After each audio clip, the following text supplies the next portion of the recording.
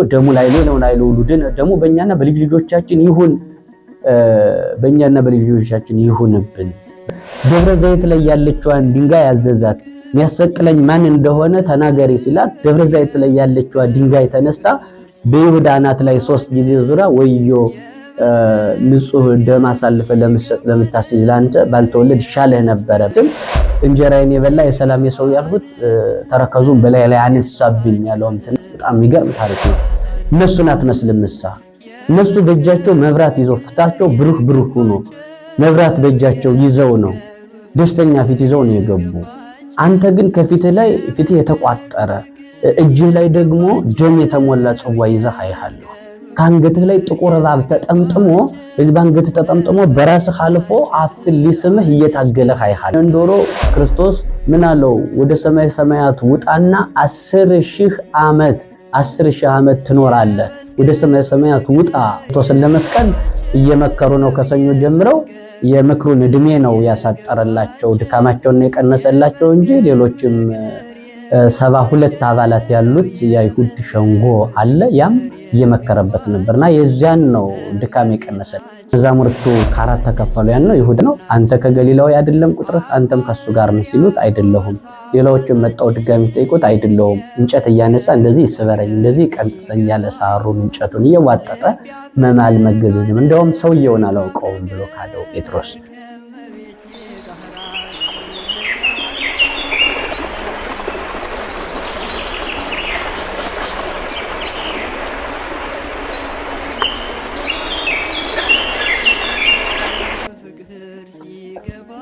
እንበለ ደዌ ወሕማም እንበለ ጻማ ወድካም ያብጽሐን ያብጽሕክሙ እግዚአብሔር በፍስሐ ወበሰላም።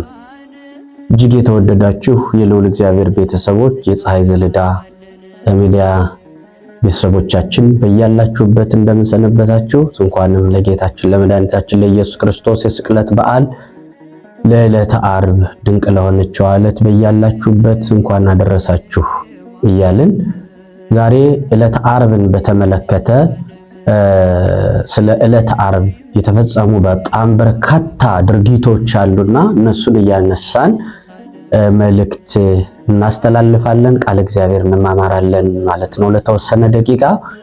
መቼስ ስለ ዕለተ ዓርብ ስለተደረገው ድርጊት ጨርሶ ፈጽሞ ጠንቅቆ ማወቅ ማስረዳትም በዚህ አጭር ጊዜ የማይታሰብ ነው።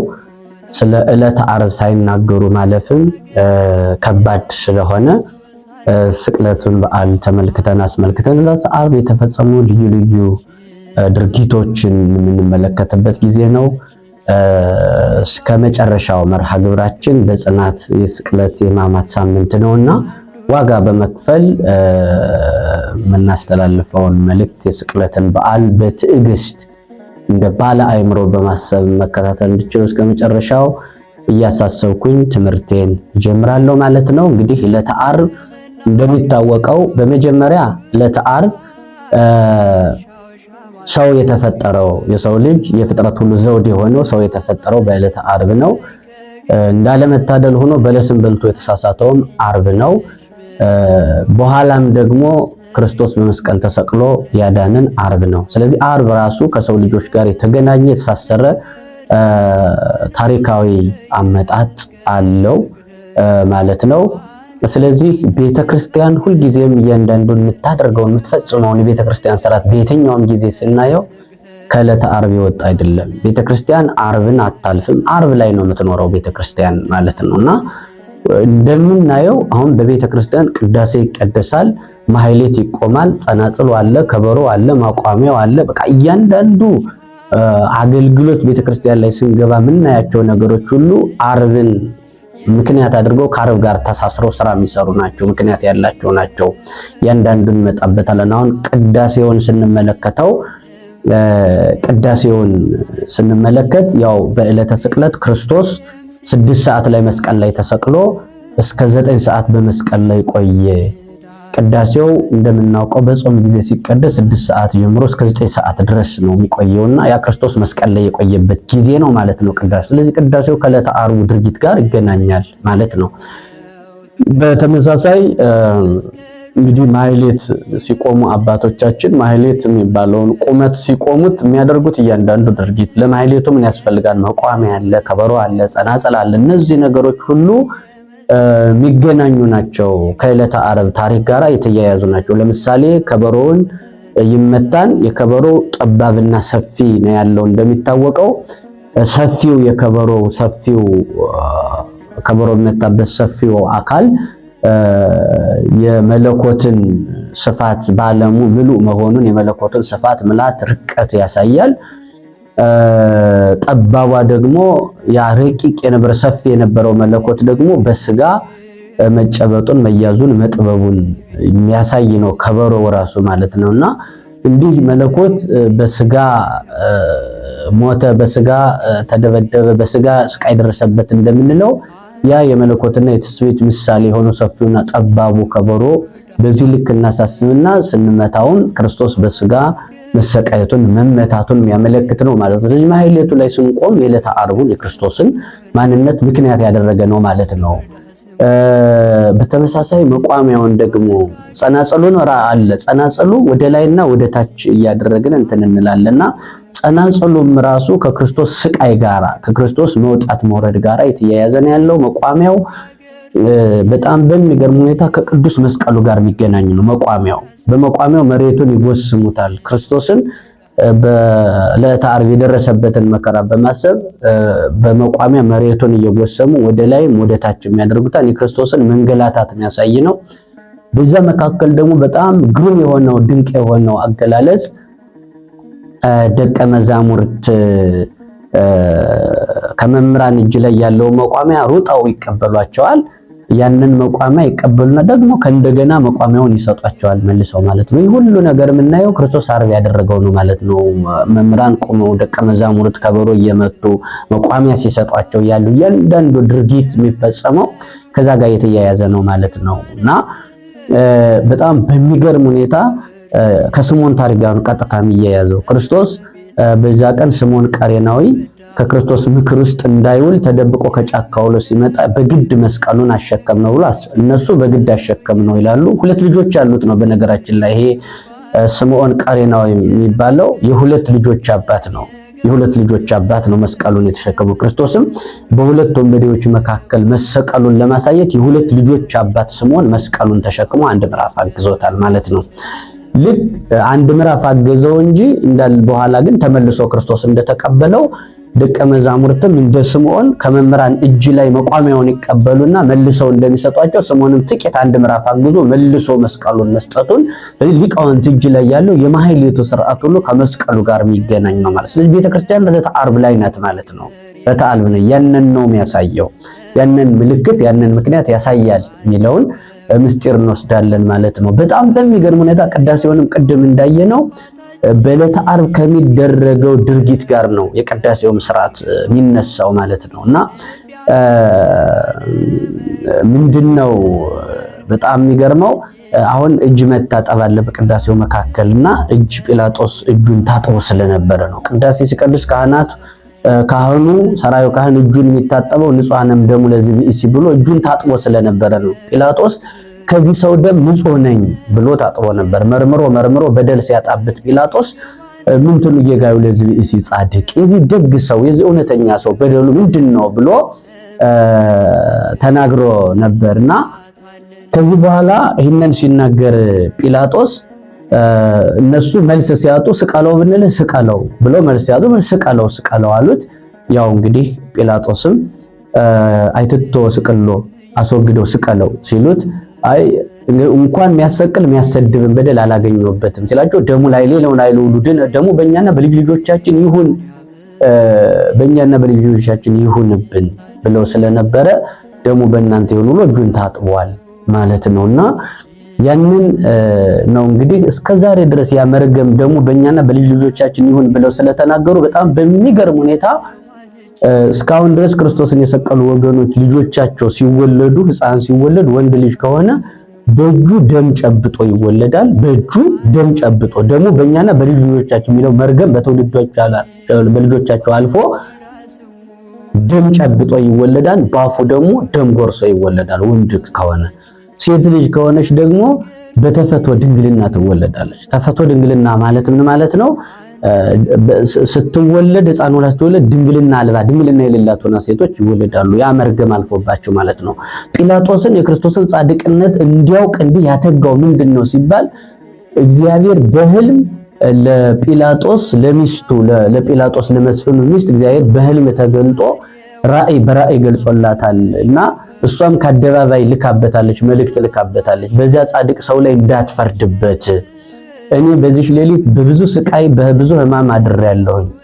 ዘንዶ ሲውጠኝ አንተንም አንበሳ ሲሰብረህ ተመልክቻለሁና ይህ ሁሉ ነገር ምልክት እየታየ ነው። በዚህ ደግ ሰው ላይ እንዳትፈርድ። በዚያውም ላይ የጲላጦስ ልጆች ዶርጣ መከሪና የሚባሉ ከተወለዱ ተናግረው ሰምተው ጆሮአቸው ሰምቶ አንደበታቸው ተፈቶ ተናግሮ ማያውቁ ልጆቹ ዶርጣ መከሪና የሚባሉ ልጆቹ በተአምራት በዚህ ጻድቅ ሰው ላይ እንዳትፈርድበት ብሎ ለመመስከር ታትሞ የኖረ አንደበታቸው ሁሉ ተገልጦ የሚስቱ ምስክርነት፣ የልጆቹ ምስክርነት የራሱ የጲላጦስ በዚህ ጻድቅ ሰው ላይ ብሎ እንዲናገር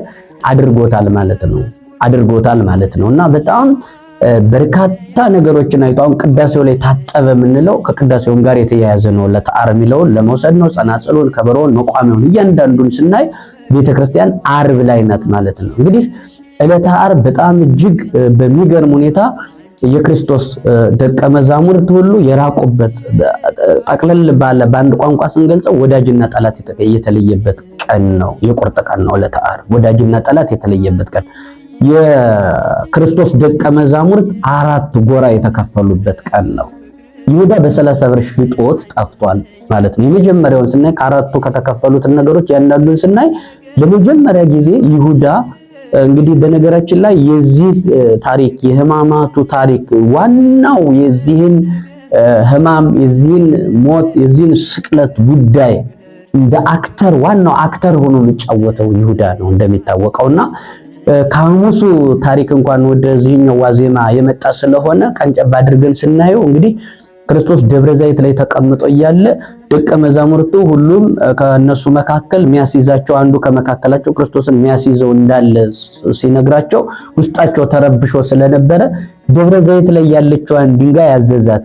የሚያሰቅለኝ ማን እንደሆነ ተናገሪ ሲላት ደብረ ዘይት ላይ ያለችዋ ድንጋይ ተነስታ በይሁዳ አናት ላይ 3 ጊዜ ዙራ ወዮ ንጹህ ደም አሳልፈ ለምትሰጥ ለምታስይዝ ላንተ ባልተወለድ ይሻልህ ነበረ ብላ አስረድታለች ማለት ምስክርነት ሰጣለችና እንደውም ይሁዳ እችንን ምክንያት አድርጎ ሎቱ ስብሐት ለመድኃኔዓለም ይሄ መሳቲ መተተኛ ብሎ ደግሞ ዛሬ ድንጋይ ያናግርብኝ ጀመረ ባማኝ ያግኘኝ ብሎ በእግሩ ደፋር ነውና በእግሩ ቃጦታል ክርስቶስን ባማኝ ያግኘኝ ብሎ ክርስቶስን በእግሩ ቃጦት ወጣ። ለዚህ ነው በዳዊት መዝሙር ያለው ትንቢትን እንጀራዬን የበላ የሰላም የሰው ያልሁት ተረከዙን በላይ ላይ አነሳብኝ ያለውም ትንቢት በዚህ የተፈጸመ ነው ማለት ነውና ከዛ በኋላ እንግዲህ ክርስቶስ በዕለተ ሐሙስ ላይ ያለውን ስነ የተያያዘ ከዓርቡ ጋር የሚመጣ ታሪክ ስላለው በተለይ ደግሞ ግብረ ሕማማት ይሄ መጽሐፈ ዶርሆ ይባላል። የዶሮ መጽሐፍ የሚል ነው በእውነት ቤተክርስቲያን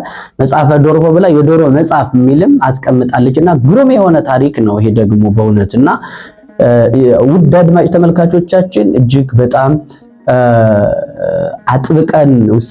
አጥብቀን በአጽንኦት መናገር የምንፈልገው አደራ መመልከት ከጀመረው እስከ መጨረሻው ድረስ በትዕግስት የዚህን የበዓሉን የታሪክ ፍሰት መመልከት እንድትችሉ በመሰላቸት በመዘናጋት ታሪኩን አቋርጣችሁ መተው እንዳትችሉ እያሳሰብኩኝ ይቀጥላለሁና ይህ የዶሮ መጽሐፈ ዶርሆ ይባላልና ያ እንደሚተርከው መቼስ ዋናው አክተሩ ይሁዳ ነውና ይህንን ሕማማቱን እያንዳንዱን ነገር እያስቀጠለው ተጠሪው ይሁዳ ነውና እሱን ነው እያነሳን ያለው። ይሁዳ በጣም በሚገርም ሁኔታ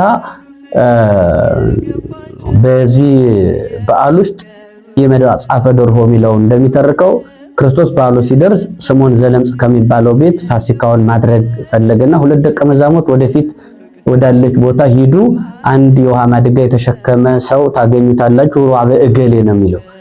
ወደዛ ሂዱና ከደቀ መዛሙርቶች ጋር ፋሲካን ባንተ ቤት አደርጋለሁ ብላችሁ ፈቃድ ጠይቁት ብሎ ሰደዳቸው። ሄደው ጠየቁት። ስምዖንም ሚስቱ አክሮስና ትባላለች፣ ፈቀደ። ክርስቶስም መጣ ማለት ነውና ከሚስቱ ጋር በደስታ ክርስቶስ እንዲገባ ፈቅደው ነጭ ምንጣፍ አንጥፈው በጣም ያማረበት ነጩን ምንጣፍ አንጥፈው ክርስቶስ እየረገጠው ደቀ መዛሙርቱም ወደ ቤታቸው ይህን ምንጣፍ እየረገጡ እንዲገቡ ከግቢያቸው ጀምረው አነጠፉላቸውና ክርስቶስ ወደ ውስጥ ገባ። ክርስቶስን አታውቀውም ነበርና ክሮስና የስምዖን ዘለምጽ ዜናውን ነው መሰማ የነበረውና ወደ ውስጥ ገባችና ቅዱስ ጴጥሮስን ጠጋ ብላ ጴጥሮስ ሆይ ጌታዬን ሰግድለት ዘንድ የትኛው ነው ብላ ባይኗ ያማተረች ስትፈልግ ከመካከል መልከ መልካም ነውና ቅዱስ ዮሐንስን በደም ግባቱ የተዋበ የተለየ ከደቀ መዛሙርት መካከል ሆኖ ስታየው ይሄ መልከ መልካም ደቀ መዝሙር በመካከል ቆሟልና እሱ ነው ጌታዬ ብላ ወደ ዮሐንስ ልትሄድ ስትል ጌታችን ወደ ውስጥ ገብቷል አላት። ጌታችን ወደ ውስጥ ገብቷል እሱ ደቀ መዝሙር እንደሆነ ጴጥሮስ እንዳስረዳት ይናገራል ማለት ነው። ከዚህ በኋላ በጣም ከደስታዋ ብዛት የተነሳ ዶሮ አለ፣ በጣም የሚንከባከቡት ትልቅ ዶሮ አለ፣ አውራ ዶሮ አለ። ያንን ዶሮ አምጣውና አዘጋጅተን ለዚህ ክብር ለዚህ በዓል አዘጋጅተን ወጥ ሰርተን እናቀርብ ብላ ለስምዖን ለባለቤቷ ተናገረች አክሮስና ከዚህ በኋላ ስምዖን አመጣው አዘጋጅተው ወጥ ሰርተው አቀረቡት። እንግዲህ በዚህ መካከል ክርስቶስ ደቀ መዛሙርቱን ይዞ ሲገባ ውሃ ምንጭ አጠገብ ይሁዳ ወደ ኋላ ዘግይቶ ነበር፣ አብሮ አልገባምና ዛከር እያለ በችኮላ ሲመጣ ተመለከተው። የስምዖን የግቢው በረኛው ለእስክንድሮስ ይባላልና አየውና ዛከር እያለ ሲመጣ ቆማለው፣ ጥበቃው ማለት ነው ዘበኛው ማለት ነው። አስቆመው። ተወኝ ከነሱ ጋር አንድ ነኝ አብሬ ነኝ ከነሱ ጋር ሲለው እነሱን አትመስልምሳ አለ። በጣም የሚገርም ታሪክ ነው። እነሱን አትመስልምሳ እነሱ በእጃቸው መብራት ይዘው ፊታቸው ብሩህ ሆኖ መብራት በእጃቸው ይዘው ነው ደስተኛ ፊት ይዘው ነው የገቡ። አንተ ግን ከፊትህ ላይ ፊትህ የተቋጠረ እጅህ ላይ ደግሞ ደም የተሞላ ጽዋ ይዘህ አይሃለሁ። ከአንገትህ ላይ ጥቁር እባብ ተጠምጥሞ በአንገትህ ተጠምጥሞ በራስህ አልፎ አፍህን ሊስምህ እየታገለህ አይሃለሁ። እነሱን አትመስልም። እጅህ ላይም እንደነሱ መብራት ሳይሆን የደም ጽዋ ነው ያለ። ስለዚህ ለምን እንዲሆነ ይህ ታሪክ ለምን እንዲተፈጸመ ብሎ ነገረው። ሲጠይቀው ደነገጠ። ከዚህ በኋላ መግባት የግድ ከሆነም እነሱ እየረገጡት የገቡትን ምንጣፍ መርገጥ አይገባህም። እነሱ እየረገጡት የገቡትን ምንጣፍ በምንም ተአምር እየረገጥከው ልትገባ አይገባም። ቆይ ልጠቅልለው ልሰብስበው አለና ይሁዳም ደንግጦ ቆመ። ያንን ምንጣፍ ሸከፈውና ከዚያ በኋላ ይሁዳም ገባ ማለት ነው። እንግዲህ በዛ መካከል ራት አደረገ። እግራቸውን አጥቦ የራት ግብዣው ሆኖ ምልክቱን ሲሰጣቸው ሁላችሁ ንጹሃን አይደላችሁም ከመካከላችሁ አንዱ ሰይጣን ነው የሚለው ታሪክ ተደምሮ እንግዲህ አሳልፎ የሚሰጠው ከወጡ አጥቅሶ የሚሰጠው እንደሆነም በዛው አጋጣሚ ተናገረ ማለት ነው። ያ ማለት እንግዲህ ክርስቶስ ለልማዱ ምግብ ሲመገቡ ስድስቱ ቆሞ 12 ናቸውና ስድስቱ ቆሞ ስድስቱ ቁጭ ብለው ይመገባሉ በየተራ ማለት ነው። የቆሙት መብራት ያበራሉ ማለት ነው። ከተቀመጡት መካከል አንድ ሰው ወጥ ያወጣል፣ ክርስቶስ የራሱን አውጥቶ ይመገባል ማለት ነው። እንግዲህ በዛ ቀን ወጥ ማውጣትም የይሁዳ ድርሻ ነበርና ከዚህ የተነሳ ምልክቱን በእንደነዚህ አይነት ነገሮች አሳየው። በይሁዳ ላይ ወጥ አጥቅሶ የሚሰጠው እንደሆነ ምልክት ነገራቸውና በዚህ ምክንያት ይሁዳ ተቆጥቶ ተናዶ ተበሳጭቶ ወጥቶ ሲሄድ ያንን ዶሮ ተሰርቶ ለምግብ የቀረበውን ዶሮ ክርስቶስ ባረከውና ወጥ ሆኖ ተሰርቶ የነበረው ዶሮ እንደገና እንደነበረ ሆኖ ክርስቶስ አንስቶ አቆመው እና ያንን ዶሮ በትክክል ተከተለውና ይሁዳን ተከተለህ ምን እንደሚያደርግ ምን እንደሚሸነግል ከማን ጋር እንደሚያወራ አይተህ ምስጢሩን አምጥተህ ተናገር አለው። ሂዶ ይሁዳን አደመጠው። ከሊቃነ ካህናት ጋር የሰራውን ነገር ክርስቶስ እንዴት እንደሚያስይዘው በመሳም እንደሚያስይዘው እንዴት እንደሚያሰቅለው ያለውን ዶሮ ያ ዶሮ በክንፍ የበረረ የተከተለ ይሁዳን እያንዳንዱን ልቅም አድርጎ መረጃ ሰብስቦ እንዲያመጣ ሰው አይደለም የላከበት ዶሮውን ነው። ወጥ ሆኖ የተሰራውን ዶሮ ክርስቶስ ላከበትና ሂዶ ሰምቶ መረጃውን አምጥቶ በመሳም እንዴት እንደሚያስይዘው የተማከረውን በስንት ብር እንደሚያስይዘው ያለውን ዶሮ መረጃውን ሰብስቦ ያደሮ ተመልሶ መልእክቱን እንደ ርግብ አምጥቶ ለጌታው ሲናገር ያንን ዶሮ ክርስቶስ ምን አለው? ወደ ሰማይ ሰማያት ውጣና 10,000 ዓመት ትኖራለህ፣ ወደ ሰማይ ሰማያት ውጣ ብሎ ይህንን ዶሮ እንዳለው መጽሐፈ ዶሮ የሚባለው የዶሮ መጽሐፍ የሚባለው መጽሐፍ ይተርክልናል ማለት ነውና ይሁዳ ከእንደነዚህ አይነት ነገሮች ክርስቶስን በ30 ብር ነው የሸጠው። በጣም ይገርማል። አብዝቶ እኮ በብዙ ብር መሸጥ ይችል ነበረ። ያው ሌባ 10,000 ብር 50,000 ብር 100,000 ብር የተገዛ ስልክ እንኳን ቢሆን ከሰረቀው በኋላ በ2,000 ብር በትንሽ ብር ዋጋው ውድ የሆነውን ነገር በትንሽ ብር ይመጣል። የሌባ የቀጣፊ ድርሻ ነውና ይሁዳ ቀጣፊ ነው፣ ከሃዲም ሳይሆን ሌባ ሸመቅ እያወቀ የሚያጠፋ ማለት ነውና ለመዳን ራሱ ድል እየተሰጠው አልደን ያለ ለዛ ነው። ኤርሚያስ ሲናገር ካታላዩዋ ከይሁዳ ይልቅ ከዳተኛዋ እስራኤል ምሕረት ታገኛለች ይላል፣ ትድናለች ይላል። አሁን ከሃዲ አንድ ቀን እውነት የገባው ሰው የገባው ቀን ለንስሐ ይበቃል። አታላይ ግን እያወቀ ነውና ሸምቆ የሚሰራ እሱ ደግሞ ለድነት እንኳን እንደማይበቃ ነውና በጣም በሚያሳዝን ሁኔታ ይሁዳ በዚህ መልኩ ክርስቶስን በትንሽ ብር ልዑሉን በትንሽ ብር በ30 ብር አሳልፎ ሰጠው ማለት ነው። ያው ፍቅረ ንዋይ አፍጥጦ የተገለጠበት የፍቅረ ንዋይ ምስጢር የታየበት ቀን ነው።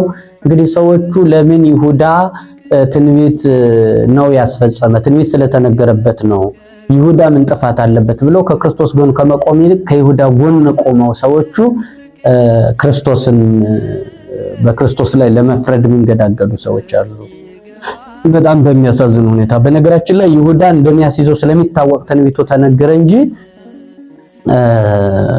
ትንቢት ስለተነገረ አይደለም። ይሁዳ የሚያስይዘው ትንቢት ስለተነገረ አይደለም። በጣም በብዙ መንገድ ይሁዳ ምሕረት እንዲያገኝ የንስሐ ዕድል እየሰጠው ነበር። ዕድሉን ሳይጠቀም ክርስቶስ ተላልፎ እንዲሰጥ በ30 ብር እንዲሸጥ አድርጓል፣ ምክንያት ሆኗል ማለት ነው። ክርስቶስን ለመስቀል እየመከሩ ነው። ከሰኞ ጀምረው የምክሩን እድሜ ነው ያሳጠረላቸው፣ ድካማቸውን ነው የቀነሰላቸው እንጂ ሌሎችም 72 አባላት ያሉት የአይሁድ ሸንጎ አለ። ያም እየመከረበት ነበርና የዚያን ነው ድካም የቀነሰላቸው እንጂ እነዛም አይለቆትም። ይሁዳ በዚያ ልክ ለመሞቱ ምክንያት ሆኖ ተሰጧል። ዋናው እሱ ሆኗል ማለት ነው ለዕለተ ዓርብ። እና ይሁዳ በ30 ብር ጥሎት ጠፋ። ደቀ መዛሙርቱ ከአራት ተከፈሉ። ያን ነው ይሁዳ በ30 ብር ጥሎት ጠፍቷል። ጴጥሮስ ሰውየውን አላውቀውም። ከዛ በፊት 8ቱ ደቀ መዛሙርት ግን ጌታ ነግሮት ነበር ለጴጥሮስ፣ በዚህ ሌሊት ሁላችሁም ትክዱኛላችሁ፣ ትንቢት አለ፣ በትንቢተ ዘካርያስ እረኛውን እመታለሁ መንጋው ይበተናል የሚል ትንቢት አለና ይሄ ይሆናል ሲላቸው መኒ ኩሎም ክዱ ካንሰይ ከደከ ሁሉም ቢክዱ እኔ አልክድህም ብሎ ነበረ። እና 8ቱ ደቀ መዛሙርት ዓርብ ዕለት ተበተኑ። ይሁዳም በ30 ብር ሽጦ ጠፋ። ከዚህ በኋላ ጴጥሮስ ምን ዶሮ ስጮ 3 ጊዜ ትክደኛለህ ብሎ ነግሮት ስለነበረ አልክድህም ብዬ ከሰው በፊት እንዴት ትክዳለሁ ብሎ አጥብቆም ሳይቀርብ አጥብቆም ሳይርቅ አንገቱን ራሱን እያየ በርቀት ይከተለው ነበረ። በርቀት እየተከተለው ነበር። እነ ቀያፋ ግቢ ላይ እሳት ነዶ ነበረ። ያው ጴጥሮስ የ58 ዓመት ገደማ አረጋዊ ነው። ስለዚህ የአረጋዊ ሰውነት እሳት አይቶ አይችልምና እሳቱን ሳይ ወደ እሳቱ ጠጋ ሲል እሳቱ ደግሞ ሙቀት ብቻ ሳይሆን መልክም ያሳያልና መልኩ ሲታይ ሰዎቹ መጠየቅ ጀመሩ ማለት ነው። አንተ ከገሊላዊ አይደለም ቁጥርህ? አንተም ከሱ ጋር ነህ ሲሉት አይደለሁም። ሌላዎችም መጣው ድጋሚ ጠይቁት አይደለሁም። እንጨት እያነሳ እንደዚህ ይስበረኝ እንደዚህ ቀንጥሰኝ ያለ ሳሩን እንጨቱን እየዋጠጠ መማል መገዘዝም እንደውም ሰውየውን አላውቀውም ብሎ ካደው ጴጥሮስ እነ ቀያፋ ግቢ። ከዛ በኋላ መራራ ለቅሶ ግቢውን ለቆ መራራ ለቅሶ አልቅሶ ለንስሐ በቅቷል። ነገር ግን ሰውየውን አላውቀውም ብሎ ማንጠልጠያ እንኳን ሰጥ ጌታ አምላኬ መባል የሚገባውን ሰውየውን አላውቀውም ብሎ ያለፈበት ታሪክ ይነገራል ማለት ነው። በጣም በሚያሳዝን ሁኔታ ጴጥሮስ በዚህ ልክ ሲሆን፣ አራተኛው ግን ቅዱስ ዮሐንስ ከእናቱ ከድንግል ማርያም ጋር በመከራው የመስቀሉ ቀን ተገኘ። እንግዲህ በጣም ቅዱስ ዮሐንስ የክርስቶስን መከራ ጅራፍ ግርፋቱን ውጣ ወረዱን አይቶ ስለነበረ ቅዱስ ዮሐንስ በጣም በሚያሳዝን ሁኔታ ልክ መከራው ሲወጉት አይቶ ፊቱ ያንን መከራውን ድንግጥ ብሎ ፊቱ ሽምቅቅ እንዳለ ያ የተቋጠረ በመከራው የተቋጠረ ፊቱ ከዓርብ ዕለት ጀምሮ 70 ዘመን እንደቆየ ሳይፈታ ፊቱ 70 ዘመን እንደቆየ እያለቀሰ እያስታወሰ ህመሙ አልጠፋው ብሎ በእውነት በጣም በሚገርም ሁኔታ እስኪ አስቡ። እንደው እንደ ዓለማዊ ጨዋታ እንኳን ስታዩት እኮ ይሄ የህሊናን ነገር መግለጽ ነው የፈለኩት እንጂ ከዓለማዊ ነገር ጋር አቅልሎ ማሳየት አይደለም የፈለኩት። ነገር ግን በምሳሌ ስለሚገባን ነው። ልክ አንድ ሰው ኢትዮጵያ ከሌላ ሀገር ጋር ለውድድር ኳስ ጨዋታ በተለያየ መንገድ እንደዚህ ጨዋታ ላይ ስትጫወት እነዚህ የሚከታተሉ ሰዎች አብረው ከሚገጥሙት ጋር አብረው ይሰቃያሉ። ሲሸነፉ አይምሯቸው እየተሸነፈ ሲወድቁ እየወደቁ ሲያሸንፉ ደስ እያላቸው እንደሚሉት ልክ ክርስቶስ ሲወድቅ አብረው እየወደቁ ሲነሳ እየተነሱ ስቅለት የሚባለው በሕማማት ማክበር ያለብንም በእንደዚህ አይነት መንፈስ ነው። ሲወድቁ እየወደቅን ሲነሱ እየተነሳን ሲወድቁ በጣም ከባድ የሆነው ያ ስቅለት ዮሐንስ አብሮት ነበርና ያ ነገር ይሰማው ነበር። ቅዱስ ዮሐንስን በዚህ በጣም ከባድ በሆነ መንገድ የመስቀሉን ስቅለቱን አብሮ ተካፍሏል። ድንግል ማርያምን ያክል አክሊል የተሸለመው በዚያ ስቃይ ውስጥ ስለዋለ ነው። ድንግል ማርያም ማብራ ነበረች። በመጽሐፍ በነፍስሽ ሰይፍ ያልፋል። ሰይፍ መቆራረጥ ነው ስራውና እንደ ሰይፍ የሚቆራረጥ የልጇን መከራ በማየት ሐዘኗ በጣም ከባድ ሆኖ ነበር። እንደውም ሊቃውንት እንደሚሉት ድንግል ማርያም ያው በድንግልና ጸንሳ በድንግልና የወለደች ስትወልደው ምጥ አልተሰማትም፣ ምጥ አልነበራትም እና ስትወልደው ያላማጠችውን ምጥ ልጇ ሲሰቃይ ግን በስቅለት ቀን የምጥ ያክል እንደ ሰይፍ የሚቆራረጥ መከራ ደረሰባት ይላሉ። ያን ሁሉ መከራ ተቋቁማ መስቀል ላይ ክርስቶስ በፈቃዱ ሲያሸልብ ሲሞት በዚያ ሰዓት እንደ አክሊል አድርጎ ተናዘዘለት። እናቴ ነዋት እናት ብሎ ለዮሐንስ በመከራ ውስጥ ላለው ደቀ መዝሙር ሰጠው። በጣም የሚገርመው በዚህ ቀን ያሉት ደቀ መዛሙርት ከዮሐንስ ውጭ ሲበተኑ የሌሉት ያልነበሩት ደቀ መዛሙርት ዮሴፍና ኒቆዲሞስ መጣው በድርብ በፍታ ገነዙት። ሊቃውንት ምን ይላሉ? ከጥብርያዶስ ጉባኤ የኒቆዲሞስ ጉባኤ ይበልጣል። በጣም የሚገርም ነው። ከጥብርያዶስ ጉባኤ የኒቆዲሞስ ጉባኤ ይበልጣል ያሉበት ምክንያት የጥብርያዶስ ጉባኤ ላይ 5 እንጀራ ተባርኮ 5000 ጠግቦ በልቶ አመስግኖ ነበረ እና እንግሰውም ብሎ ነበረ እና ያ ሕዝብ በዕለተ ዓርብ ይሰቀል ሲል ግማሹ በልቶ ሲጠፋ፣ ነገር ግን በሌሊት ብቻውን በደረቅ ሌሊት ብቻውን አድርጎ ያስተማረው ኒቆዲሞስ ገንዞ የመከራው ቀን የሞቱ ቀን መጥቶ በድርብ በፍታ ገንዞ ቀበረው ማለት ነው። ስለዚህ ይህንን ሲገልጡ ምናሉ ጠቅለል አድርገው ቁጥብ በሆነ ቃል ከጥብርያዶስ ጉባኤ የኒቆዲሞስ ጉባኤ ይበልጣል። የክርስቶስን አካል ከጲላጦስ ስጋውን ለምነው በድርብ በፍታ ገንዘውታል። ያሉት ሲበተኑ የሌሉትም የተገኙበት መሆኑንም እናስታውሳለን ማለት ነው። ከዚህም የተነሳ የዮሴፍና የኒቆዲሞስ ምሳሌ የፀሐይና የጨረቃ ሆኗል። በዛ ቀን ፀሐይና ጨረቃ ጨልመዋል። 7 ተአምራት ተደርገዋል። እንደሚታወቀው ኢሳይያስ በትንቢት ምን አለ? ወይዛው ሰብአ አንስት ለአሐዱ ወሬዛ 7 ሴቶች አንዱን ወንድ የራሳችን እህል እንበላለን፣ የራሳችን ምግብ እንበላለን፣ የራሳችን መጠጥ እንጠጣለን፣ የራሳችን ልብስ እንለብሳለን፣ በአሐቱ ይሰማይ ስምከ በላዕለ ስምህ ብቻ በእኛ ይጠራ ብለው 7 ሴቶች አንዱን ወንድ ይዙታል ይላል። ሰሙን እንተወውና ወርቁ 7 ሴቶች ለአንድ ወንድ ማለት 7ቱ ተአምራት በዕለተ ዓርብ ለክርስቶስ ይደረጉለታል የሚለው ነው።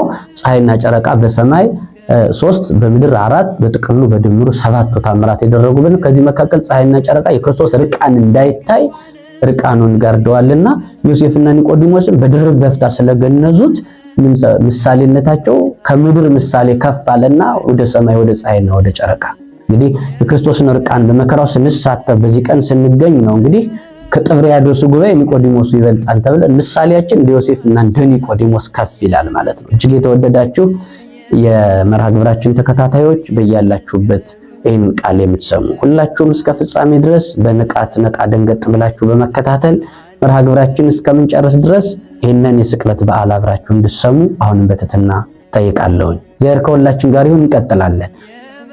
ከዚህ በኋላ በጣም በሚገርም ሁኔታ አሳዛኝ መሪር በሆነ በዚህ ቀን እነዚህ ሰዎች ተገኝተዋል ማለት ነው። ዕለተ ዓርብ ባለ ውለታ ሰዎች ውለታ ቢስ የሆኑበት ነው። ዕለተ ዓርብ በጣም ይገርማል።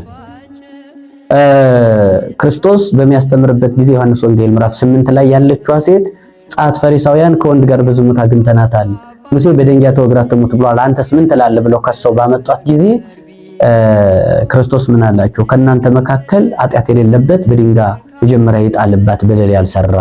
ከዛ በኋላ ቀጥቅጣችሁ ሁላችሁም ትመቷታላችሁ አለ። እንደዚህ ካለ በኋላ መሬት ላይ ጻፈ።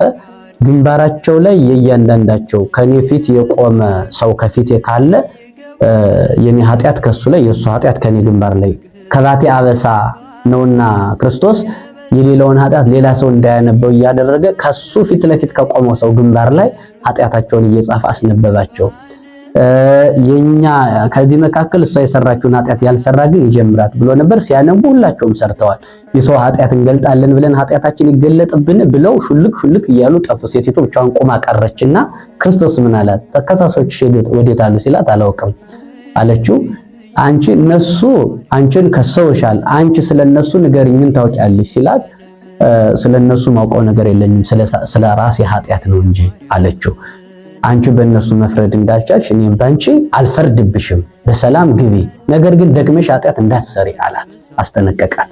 ከዚህ በኋላ ክርስቶስ የሚሰቀልበት ዕለተ ዓርብ ሲደርስ ክርስቶስ በአትክልቱ ቦታ አልፎ ሲሄድ እቺ ሴት ልጅ ወልዳ ለአቅመ ሔዋን ደርሳ ልጅ ወልዳ ለቁም ነገር በቅታ ልጇን ታቀፍ አገኛትና ዛሬ ደግሞ ፋንታዬን እኔ ተከስሼ አይሁድ እየፈለጉኝ ነው። ያኔ ከክስ ከጠላት አስመልጨሽ ነበር። አሁን እኔን ተከትለውኝ ፍለጋ በዚህ ይመጣሉና በዚህ ሄደ ብለሽ እንዳትናገሪ ምስጢር ብሎ አስጠንቅቋት ክርስቶስ አለፈ። ልክ ተከታትለው ሲመጡ አይሁድ ያው አትናገሪ ያሉት ሰው ካልተናገረ ያስነጥሰዋልና ከልክሏት ስለነበረ ያው ባፍሽ አትናገሪ ያለኝ እንጂ ጠቅሰሽ ባይንሽ አታሳይ ያለኝን ብላ እንዲህ ባገጯና ባይኗ ጠቅሳ ሳየች ክርስቶስ ያለበትን። እዚህ በኋላ እያንገላቱ ይዘው ሲመጡ ከልጇ ጋር አገኛትና እንዳትናገሪ ደግመሽ ኃጢአት አትስሪ ብሎ አስጠንቅቋት ስለነበር ያን ስላልጠበቀች በምስጢርም ነግሯት ያን ስላልጠበቀች ጥቁር ድንጋይ አድርጓት ከነ ልጇ አለፈ የሚል ታሪክ ተመዝግቦ እናገኛለን በትርጓሜ ወንጌላችን ላይ።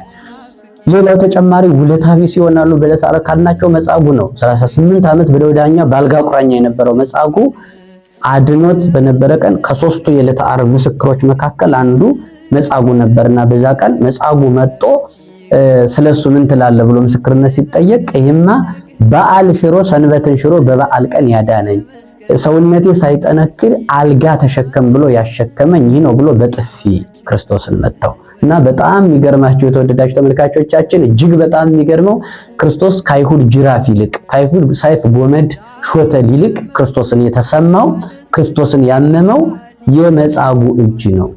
ክርስቶስ ያ ሁሉ 6666 ጅራፍ ሲያርፍበት ያ ሁሉ ሾተል ጦር ችንካር ሲያርፍበት 13ቱን ሕማማተ መስቀል ሲሰቀል ሆምጣጤ ሲጠጣ ያ ሁሉ የዕለተ ዓርብ ያው 13ቱን ሕማማተ መስቀል በዕለተ ዓርብ ነው የወሰደው። በጣም ከባባድ የሆኑ 5 ችንካሮች በዚህ ቀን ናቸው። የለንጊኖስ ጦርም በዚህ ቀን ነው የተወጋው። በጣም ግሩም በሆነ መንገድ ይሄ ሁሉ ነገር ሆምጣጤም ሲጠጣ እነዚህ ነገሮች ሲሆኑ አልተናገረም ክርስቶስ። ለምን አላለም ክርስቶስ? ለምን ያላለው ክርስቶስ በዚህ ቀን ይሁድ መጻጉዕ የሚባለው በጥፊ ሲመታው ግን የመጻጉዕ ጥፊ ተሰማው ክርስቶስን ከጅራፍ ላይ። በወዳጅ እጅ መመታት በጣም ከባድ ነው።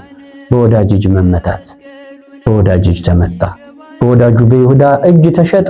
በወዳጁ በመጻጉዕ እጅ በጥፊ ተመታ። ይሄ ያሳዝናል። ከሌላው ከአይሁድ ጅራፍ ይልቅ የይሁዳና የመጻጉዕ ባዳነበት እጁ መምታቱ ተሰምቶት ዮሐንስ ወንጌል ላይ ለምን ትመታኛለችን ተናግሯል ክርስቶስ። ያን ጅራፍ ያልተናገረው የመጻጉዕ ለምን ትመታኛለህ ብሎታል። ግን ያችን መለኮታዊ ፊቱን የመታች እጁ ግን ተቃጥላለች፣ ነዳለች።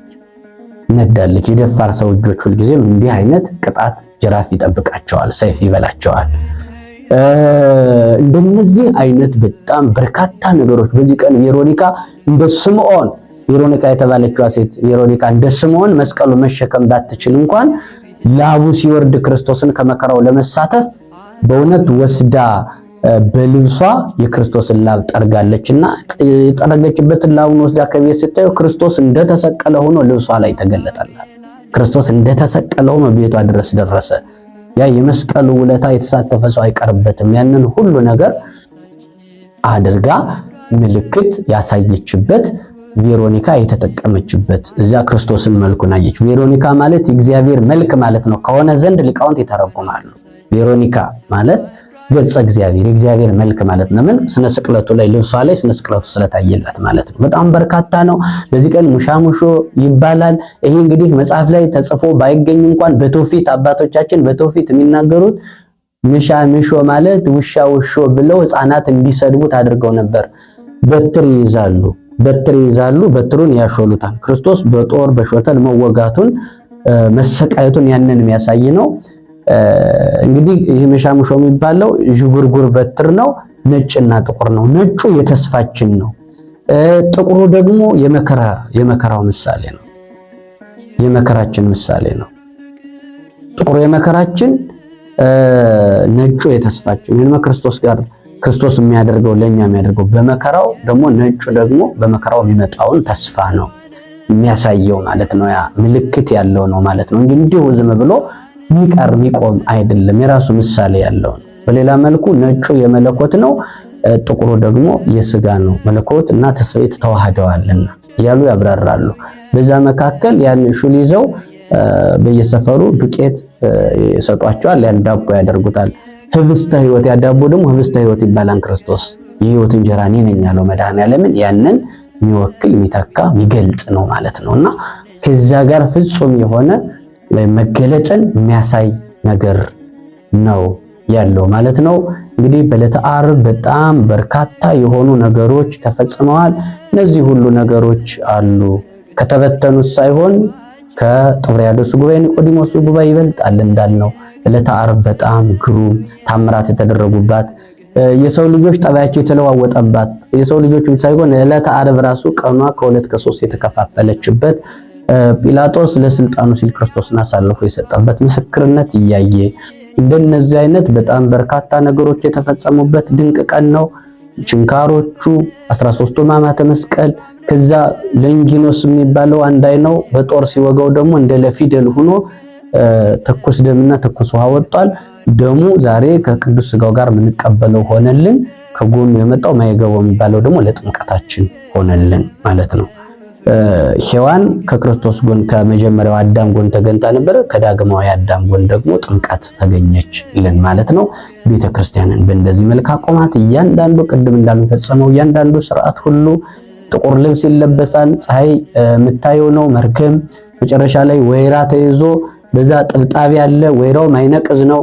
ክርስቶስ ደግሞ ዘላለማዊ ንጉሥ የማይለወጥ አምላክ መሆኑን ለመግለጽ ነው በወይራው ያን የምንጠቀመው። የይሁዳ መርገም ደግሞ በይሁዳ አንጻር ዲያብሎስን ኃጢአትን መርገም ነው። ያየነው ከመጣነው አንጻር በጣም ብዙና ውስብስብ ሰፊ ታሪክ ነው ያለው የዕለተ ዓርብ ታሪክ። ከረጅም ባጭሩ ከብዙ በጥቂቱ ከዚህ ላይ የዕለተ ዓርብን ታሪክ እንረጋውለን። በመግቢያችን እንዳልኩት ስለ ዕለተ ዓርብ አለመናገርም አይቻልም፣ ተናግሮ መጨረስም አይቻልም ብለናልና ስለ ሰው የተከፈለውን እያንዳንዱን ዋጋ በመመልከት ሁላችንም ይህንን ነገር ታሳቢ በማድረግ ክርስቶስ የከፈለውን ዋጋ እንዳንረሳው። አባቶቻችን ጠቅለል አድርገው ሲናገሩ ምን ይላሉ? አንዲት እናት ነበረች ፊቷን እሳት ጠባሳ ያረፈበት ፊቷ ላይ ይላሉ። ፊቷ ላይ ጠባሳ ያረፈባት እናት ነበረች እና እያደገ ሲመጣ ልጇ ሕፃን ልጅ አላት። ካደገ በኋላ ልጇ እያደገ ከመጣ በኋላ ጓደኞቹ እናት የት ናት ሲሉት ውጭ ሀገር ሄዳለች የለችም እያለ በጠባሳዋ ያፍር ነበር። እናቱ እሳት በልቷት ስለነበር ፊቷ ላይ ባለው ጠባሳ እናቴ ናት ለማለት አፍሮ የልጅ ነገር እየተሳቀቀ ሲኖር እናቴ ናት ለማለት እየደበቃት ይኖር ነበርና እያደገ መጥቶ ለአቅመ አዳም ደርሶ ሚስት አግብቶ ደግሞ መጨረሻ ላይ እናቱ አብረው መኖር ስትጀምር ጓደኞቹ ሊጠይቁት ሲመጡ እቺ እናትህ ናት ሲሉት አይደለችም የቤት ሰራተኛ ናት ብሎ ሲናገር እናቱ ትሰማዋለች። እና እናቱ አመጣ ስትወልደው ያልተሰማት ስሜት አሁን ግን ሰራተኛ ናት ብሎ ሲናገር በጠባሳዋ እንዳፈረ ስታውቅ እጅግ በጣም ተሰማትናች እናት ምርር ብላ በውስጧ ካዘነች በኋላ ባዝንበትም የእናት ሐዘን መሰረት ይነቅላል። ልጄን ለምን እነቅለዋለሁ ግን ልምከረው የብስለት ችግር ነው ብላ ቁጭ አድርጋ ልጄ ሆይ ና ልምከርህ፣ በነፍስ በስጋህ እንዳትጎዳ ልጠይቅህ፣ ልምከርህ፣ ላስረዳህ፣ ላሳውቅህ እኔ ጠባሳ በምን ምክንያት እኔ ላይ እንዳረፈ ታውቃለህን አለችው። እማዬ አላውቅም ሳትነግሪኝ ንገሪኝ አላት።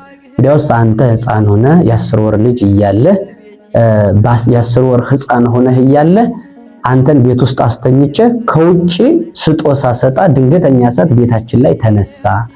እኔም ወደ ውስጥ መግባት አቅም አጥቼ ከድንጋጤ የተነሳ የደረሱልኝ ጥሪ ሳሰማ ስጮ ሰፈሩ ግልብጥ ብሎ ወጥቶ መጣና ልጄን አውጡልኝ ሲል ልጄን ትተው እሳቱን ማጥፋት ጀመሩ።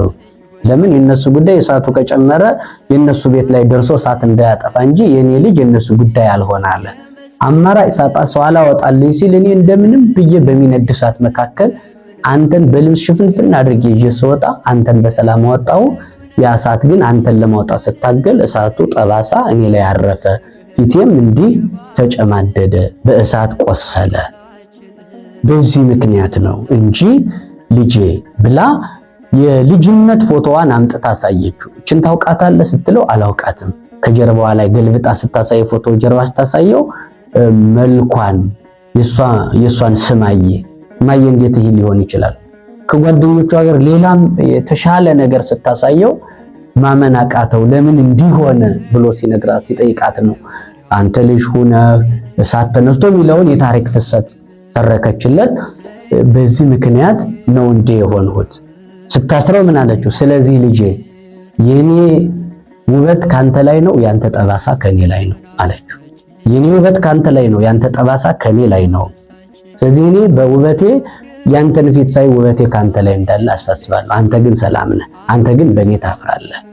ለምን እንዲሆነ ብለው ልጁም ይቅርታ ጠይቆ የእናቱን መከራ በሱ ምክንያት እንደተጠበሰች አውቆላት እሱም ለድህነት እንዲበቃ ሆኖ ቀጠለ ብሎ በምሳሌ አባቶቻችን የክርስቶስን መከራ ያዘ።